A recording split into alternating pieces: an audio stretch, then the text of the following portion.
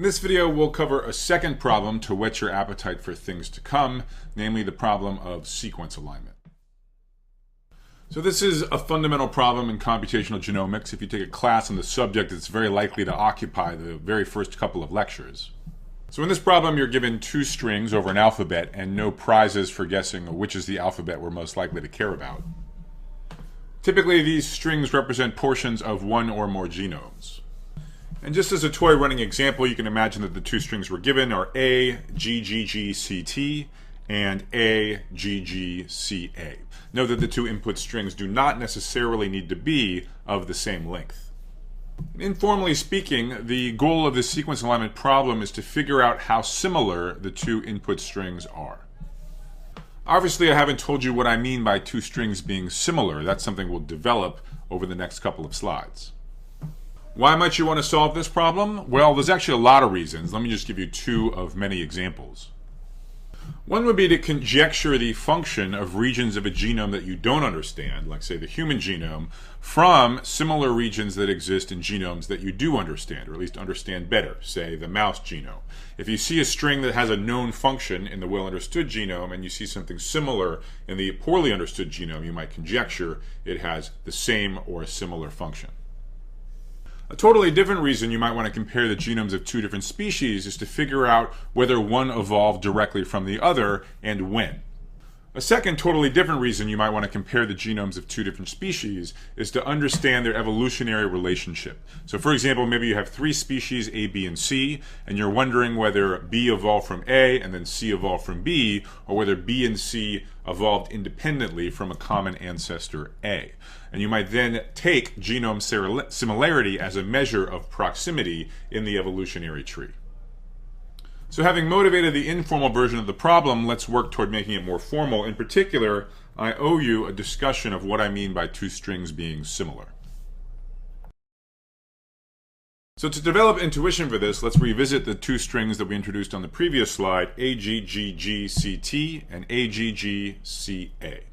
Now, if we just sort of eyeball these two strings, clearly they're not the same string, but we somehow feel like they're more similar than they are different. So where does that intuition come from? Well, one way to make it more precise is to notice that these two strings can be nicely aligned in the following sense. Let's write down the longer string, AGGGCT, and I'm going to write the shorter string under it, and I'll insert a gap, a space, to make the two strings have the same length. I'm going to put the space where there seems to be a quote-unquote missing G. And in what sense is this a nice alignment? Well, it's clearly not perfect. We don't get a character-by-character match of the two strings, but there's only two minor flaws. So on the one hand, we did have to insert a gap, and we do have to suffer one mismatch in the final column.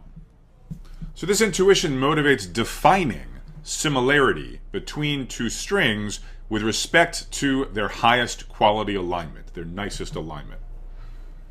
So we're getting closer to a formal problem statement, but it's still somewhat underdetermined. Specifically, we need to make precise why we might prefer one alignment over another. For example, is it better to have three gaps and no mismatches, or is it better to have one gap and one mismatch? So for this video, we're effectively going to punt on this question. We're going to assume this problem's already been solved experimentally, that it's known and provided as part of the input which is more costly, gaps and various types of mismatches. So here then is the formal problem statement. So in addition to the two strings over ACGT, we are provided as part of the input a non-negative number indicating the cost we incur in an alignment for each gap that we insert. Similarly, for each possible mismatch of two characters, like for example mismatching an A and T, we're given as part of the input a corresponding penalty. Given this input, the responsibility of a sequence alignment algorithm is to output the alignment that minimizes the sum of the penalties. Another way to think of this output, the minimum penalty alignment, is we're trying to find in effect the minimum cost explanation for how one of these strings would have turned into the other. So we can think of a gap as sort of undoing a deletion that occurred sometime in the past, and we can think of a mismatch as representing a mutation. So this minimum possible total penalty, that is the value of this optimal alignment, is famous and fundamental enough to have its own name, namely the Needleman-Wunsch score. So this quantity is named after the two authors that proposed efficient algorithm for computing the optimal alignment. That appeared way back in 1970 in the Journal of Molecular Biology.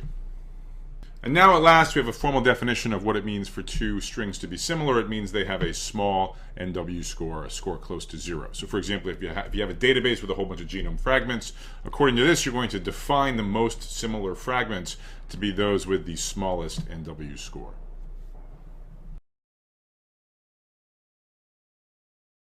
So to bring the discussion back squarely into the land of algorithms, let me point out that this definition of genome similarity is intrinsically algorithmic. This definition would be totally useless unless there existed an efficient algorithm that, given two strings and these penalties, computes the best alignment between those two strings. If you couldn't compute this score, you would never use it as a measure of similarity. So this observation puts us under a lot of pressure to devise an efficient algorithm for finding the best alignment. So how are we going to do that? Well, we could always fall back to brute force search, where we iterate over all of the conceivable alignments of the two strings, compute the total penalty of each of those alignments, and remember the best one. Clearly, correctness is not going to be an issue for brute force search. It's correct essentially by definition. The issue is how long does it take? So let's ask a simpler question. Let's just think about how many different alignments there are. How many possibilities do we have to try? So for concrete, let's imagine I gave you two strings of length 500, which is a not unreasonable length. Which of the following English phrases best describes the number of possibilities, the number of alignments given two strings with 500 characters each?